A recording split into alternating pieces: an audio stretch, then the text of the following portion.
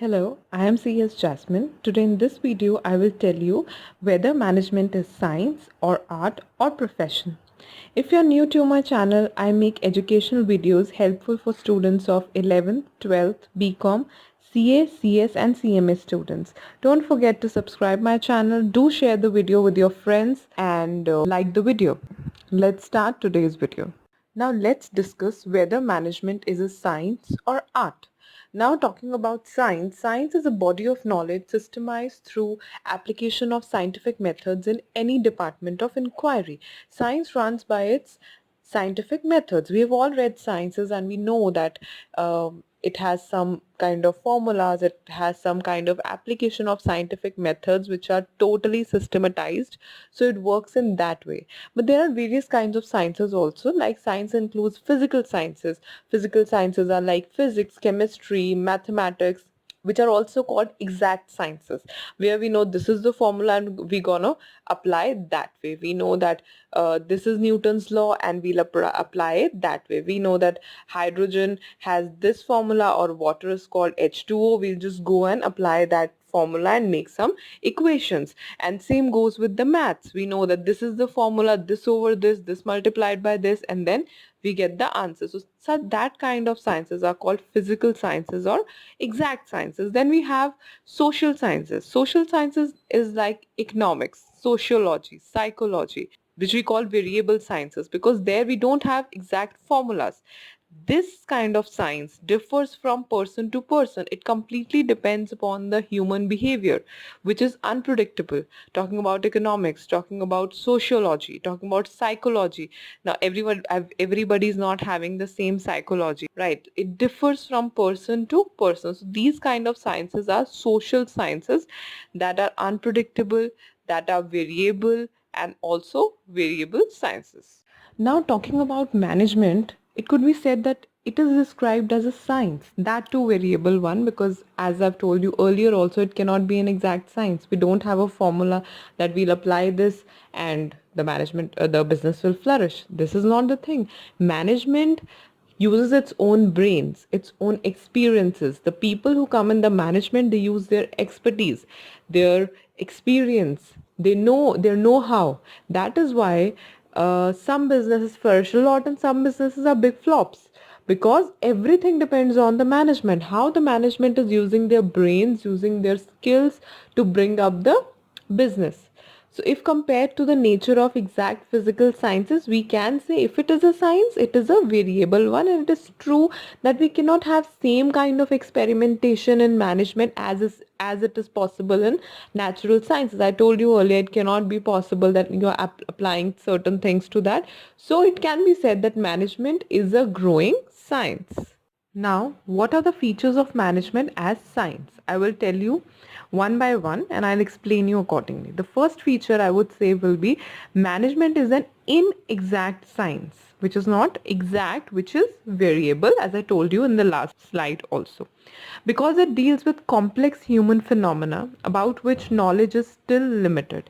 It is very easy to understand, but I'll tell you, management is what? It is the group of people, group of professional experts who are leading the business. They are human beings. So it is an inexact science, variable because it's unpredictable. Everybody is different. The experience, the professional expertise, the skills are different. And it deals with complex human phenomena. Human phenomena itself is, it's true that it's a complex thing because it's very difficult to understand what is going up in anybody's minds or how they are dealing the business. Now, management involves human resources which are complex because each human is different from other. Yes. How in layman's language also, each human is different from other in terms of thinking, in terms of believing, in terms of upbringing, family background, culture, etc., which cannot be understood easily. So it's not that easy that we are, if even if we are bringing up high professionals, you cannot say that business will flourish. It is not that important. Sometimes people cannot work with one another also. You are hiring top experts, but they are envying each other. You'll end up nowhere. So it is very, very difficult for a management. If you want a management to grow the business, they should be good to each other also. They should match each other's levels also. And then making the employees work is the biggest thing. Sometimes the management couldn't satisfy the employees, couldn't satisfy the workers, leading to big losses for the company. So that is why, as a science, if you say it's a science, it's an inexact science, which is not exact, which is variable. The second feature is management is still a developing science. How? It is still a developing science as it has base with a number of principles. Yes, like in science, we have different applications of scientific methods. In the same way, we have lots of principles of management. I will make videos on those principles also in the upcoming videos. So we have number of principles relating to coordination, organization, decision making, and so on. Like, you cannot say that management is variable because it is handled by human resources, but there are certain principles which go hand in hand with almost every kind of management. There can be exceptions, but almost. And the management picks up those principles, the way they coordinate, the way they organize, the way they make decisions, they're somewhat the same. And it is the case with economics, political science, military science, and a number of sciences that are dealing with complex structure of group norms and behavior as human beings are involved. So as we talk about economics, we talk about political science, we talk about military science, and there are a lot of different kinds of sciences. They are dealing with group norms. Management is not a one person, management is a group of people who come together. They all are experts in their fields, they all are professionals in their field. So sometimes it's very important to even work together. And their behavior, every person has a different kind of a behavior. Some are arrogant, some are humble, some can make things done, some cannot. So it is very important to know how the management is working. So it is still in that developing phase. That's why we say that it is a developing science. The next feature is management is an interdisciplinary science. It draws freely from other disciplines such as economics, sociology, and psychology. Now, it is based on the fact that management makes its disciplines from factors surrounding the business. How would you make any discipline in the management, or how would you make any principle? For that, people observe everything. People observe how management works, how the professionals behave, how they use their expertise, or how employees are working, the economies, what is the sociology, what kind of psychology these kind of people have, the people who are professionals, the people who are skillful, what kind of psychology they have, what is the kind of sociology they follow. So these all things are very important. Then from all these factors, from all these disciplines, the management draws its disciplines, because these are the things that affect the management of the organization.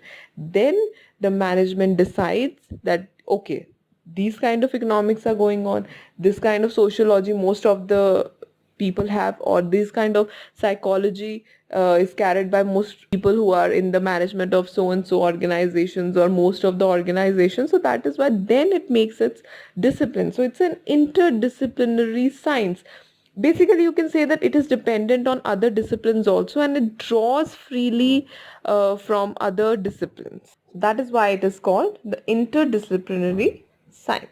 Now I have discussed all the features of management as science. What are they? Now I'll tell you features of management as an art. If you say it's science, what kind of sciences it is, I've told you. Now if you say it's an art, how it's an art, I'll tell you. The process of management involves the use of know-how and skills. Right? Now management uses its know-how from its work experience. Know-how and skill is something which is very personalized. You cannot take up someone's know-how, you cannot take up someone's skills. It's your own. It belongs to that person's know-how, that person's skills, and how the person uses it in its benefit, in a wrong way. That completely depends on that person, and that is the art. How a person uses his skills, uses his know-how to benefit the organization is an art. So it uses its work experience, which is helpful for future decisions. It has skills also, as the management is professionally expert and has outstanding talent for the welfare of the business at large. That is why it is very important that it involves know-how, it involves skills, and that person carries, the management carries that art of using such know-how, such skills to its benefit for the business, for the flourishment of the organization. That is why you can say that management is an art.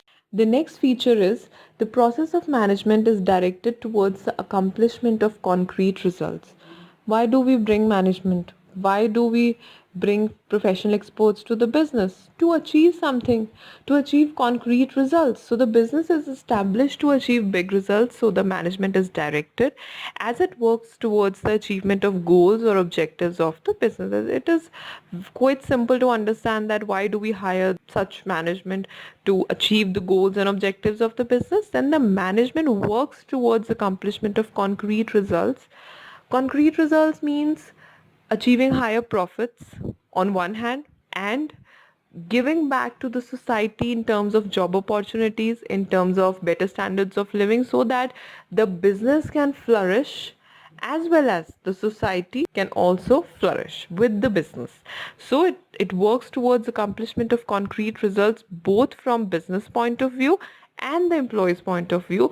Business should also flourish, employees should also get their incentives, their salaries at right amount, and society should also get back from the business. So if you talk about management as an art, it is an art to accomplish the concrete results of the organization. Talking about the next feature, it is creative, as it is the function of creating productive situations needed for further improvements. Creation words, when we talk about the word creation, it suggests it's an art. In art, we create something. It is not something that it is some formula, some method you go and apply it. It is creating on your own. That is an art. So it is creative because it is the function of creating productive situations needed for further improvements.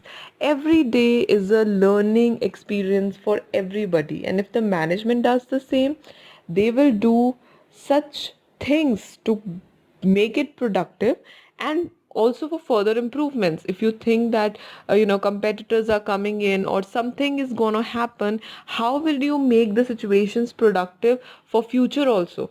If you got to know that maybe some political party is changing, or maybe some new law or new strategy or new norms or policies are coming up, you're going to change the situations productively in such a way that for further improvements, we'll keep in touch with all these things. Now, the management works for higher profits by making use of resources, effective use of employees, and also making it cost effective. Yes, and it is an art of creating productive situations for future as. The next feature is management is personalized in the sense that every manager has his own approach to problems. Definitely, management is what? It's a group of human beings. So it is gonna be personalized. It is not that the person is coming in a management and they all have same approach, the same thinking, the same belief. That's impossible. So it is personalized. Management has a personalized approach as every manager is different, as everyone deals their problems differently. This is the main thing. When something happens, as a layman language also, every person has a very different approach to his problems, to his goals, to his objectives, to his life. So management, when number of people come together, everybody has a different approach because everyone has faced his life differently. Every person has been brought up differently. They come from different backgrounds. So they're gonna approach their problems of life, of business very differently. And the approach to life and organization shifts from person to person. So it is an art, as everyone molds it according to themselves. A person who's coming from a family in which he was born with a silver spoon may approach his problems differently, or may not even be able to face the problems of the company. A person who has seen a lot of struggle would maybe face his problem with lot more courage, with lot more ideas. And the same goes with the company. When the company is facing some problem, the person has to use his mind, has to use his work experience, not even work experience, even the life experiences. So such things are very, very personalized from person to person. They may lead to rise of the organization and they may lead to fall as well. because every person is tackling his life, his problems, and the same way they will tackle the company also differently. So that is why it is an art. Now, above were the four features of management as an art.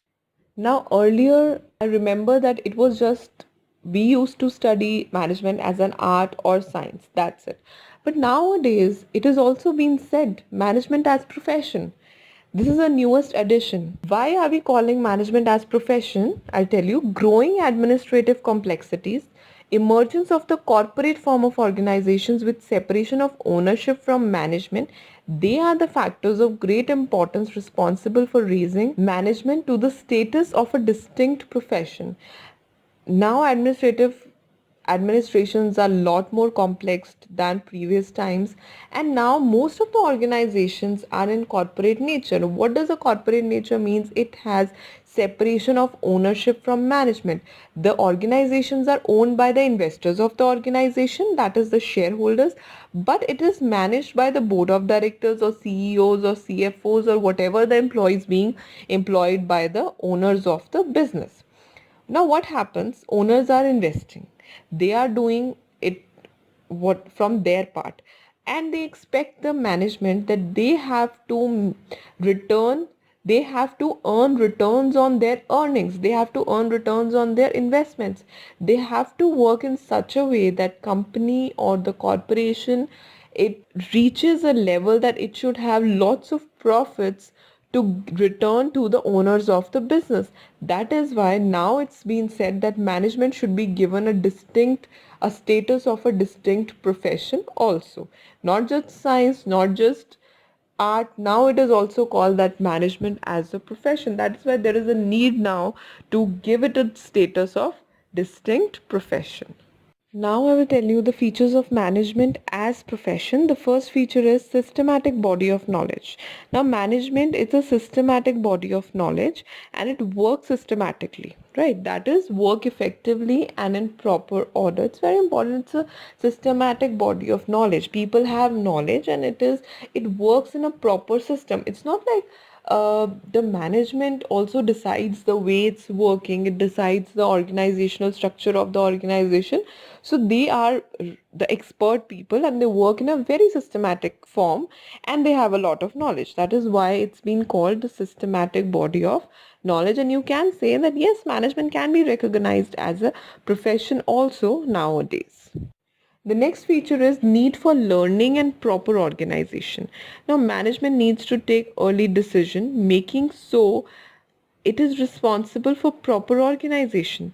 Management, they are experts, they are professionals, but that doesn't mean that they stop learning. When you qualify your professions or when you become experts, the professionals, whether they are CAs, CS, whenever we passed our exams, when I became a CS, I passed my exam at that point of time.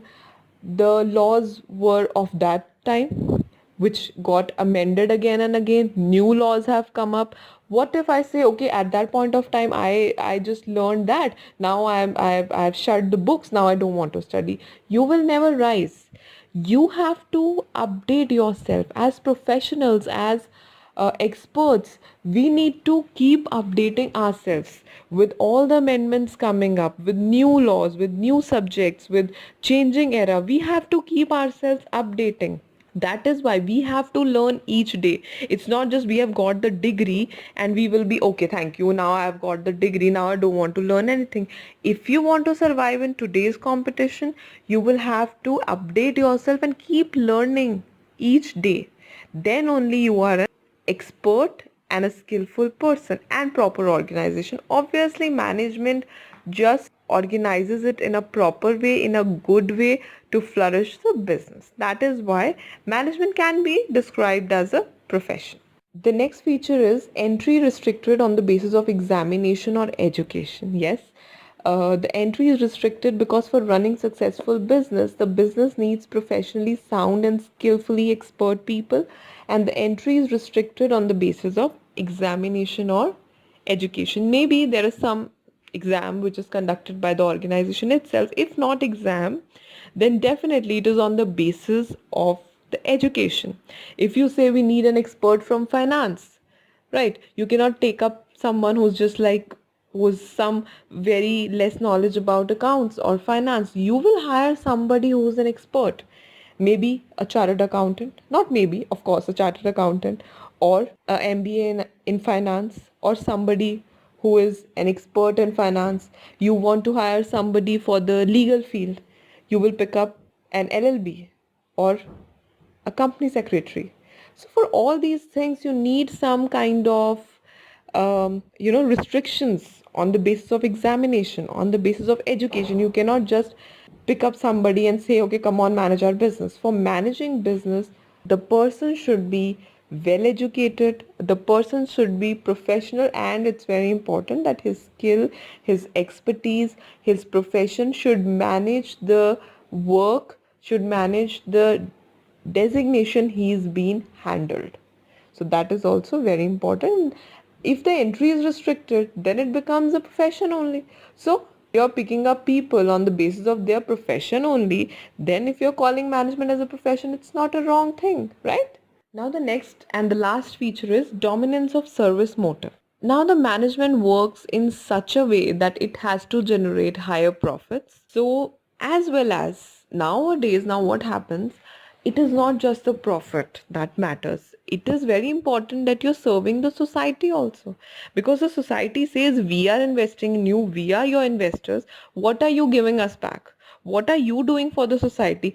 I think you all know about the CSR, corporate social responsibility. Why did it came? Because the society also wants something from the business. They are investing in you, they are giving you everything, but you are not giving anything back to the society. That is why CSR came, right? So the management dominates the service motives as to provide, definitely it has to provide the job opportunities, it has to provide the good standard of living.